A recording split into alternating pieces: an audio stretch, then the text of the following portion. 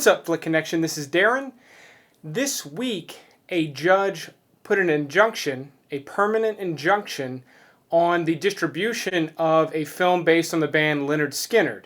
And this is fairly big news in the film industry because it blocks the distribution of a film that is essentially completed. It's already been filmed and it's been in post-production for a little while, so a lot of it has been done, and it's likely that the judgment was passed possibly after reviewing the film or after at least reviewing some of it. So this film is mostly completed and will probably never see the light of day.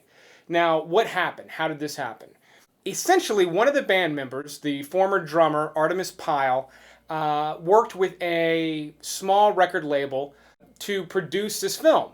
And he apparently told them that there was a possibility that the other band members and their families, those that had legal rights to the band, would sue or could sue, would have possible grounds to sue over the rights to this film. Now, what he failed to tell the studio and the backers of this project was that they actually essentially signed a blood oath back in the 80s, not too long after this fatal plane crash that killed 6, including the lead singer.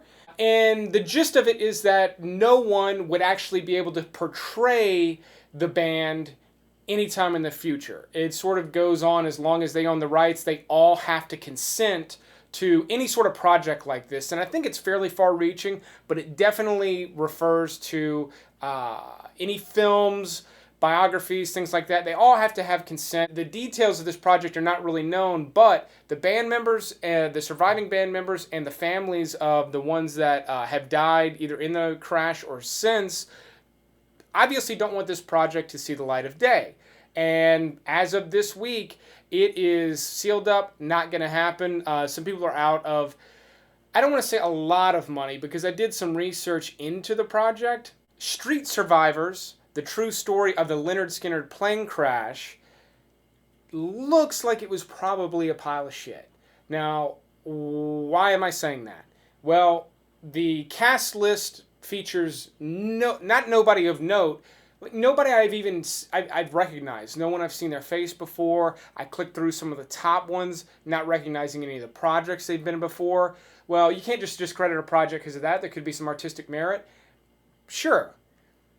The director has done a fair amount of work, but here are a couple of the titles he has worked on, and this is essentially all the kind of junk this guy has put out. So what it looks like is Artemis Pyle got together some backers, wanted to put together this story, which is a crazy story. I'll get to some of that in a minute. It deserves to be on film. It would be a crazy movie to watch.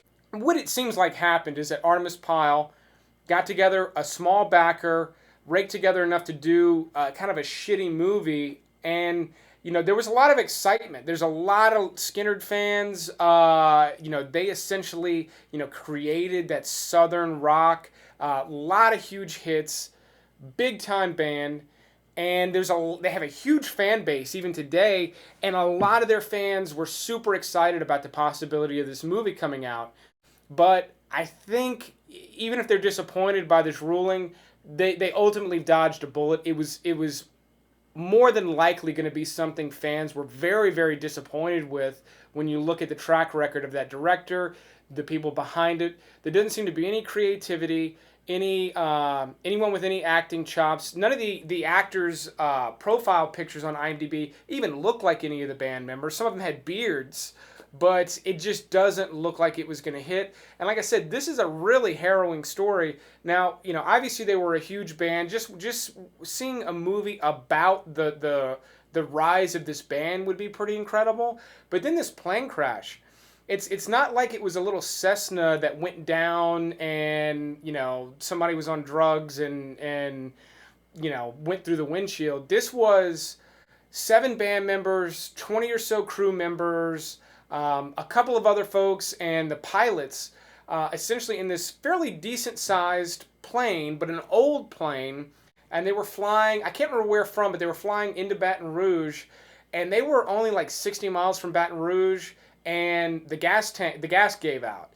And from what I've read about this story is that old planes like that you tend to have to actually like put a stick into the gas tank to get an accurate measurement, and you can't trust the gauges. The gauges were either broken, or it's just known that you can't trust the gauges on these kind of old clunker type of planes that they were on. The gas gave out just in the middle of nowhere in Mississippi, and the plane starts to go down. The pilot was going for an open field, dropped the landing gear, missed the open field by a couple of 100 yards, crashed into the forest with the gear down, which supposedly caused the plane to take on even more damage. And here are some pictures of the plane crash. I mean, this plane was completely demolished. The pilot and co-pilot both died essentially on impact. Several people died right away. Everyone was severely injured, really bad. Like some of them, it's unbelievable that they made it. And actually, Artemis Pyle, the drummer, who was behind this project, he actually, he had a broken arm. He was able to limp his way out of the woods up to a nearby farm. He was approaching the barn. Meanwhile, this is like in the middle of the night. He was approaching the barn, and a farmer that owned the property came out with a shotgun, warned him to stop, and he essentially collapsed forward because he was about to die, and the farmer shot him in the shoulder. So he shot in the shoulder and still manages to yell out plane crash. And I don't know if the farmer was able to see the plane crash at that point or anything, but essentially at that point they were able to get help and they were able to save, the most of the people on the flight. So it's a crazy story. It'd be really interesting to see on film, but it's the type of thing that should be done right. And odds are, I don't know for a fact, but odds are that the surviving members and the families of the ones that died in this plane crash just didn't want one of the most tragic, probably easily the most tragic moment in all of their lives to be put to film by a shitty horror movie director and a bunch of D-list, acting students. And I think that's probably a good move. It's a shame that so much work went into it and that it's almost completed, but the story is that this could have been a good movie. You get publications like USA Today just putting out movie canceled, blocked by judge. They're not giving you any of these details, and it sounds like there could be a cool Scorsese level Lynyrd Skynyrd movie where no one's gonna get to see. I kind of thought that at first too, so I did a little more research, and it looks like it's a movie no one really would have wanted. Even real diehard fans of Skynyrd would have probably been really disappointed with this. So again, dodge a bullet, but I wanted to bring you that quick piece of news here at the end of the week. It's kind of a bigger thing that happened in film this week. So if you like this type of video, if you want me to keep doing sort of little news updates like this, let me know by clicking the like button. If you're new to this channel and this is the first time, definitely subscribe, but also check out some of my Netflix recommendations and some of my other videos as well. You might like them if you like what I did here.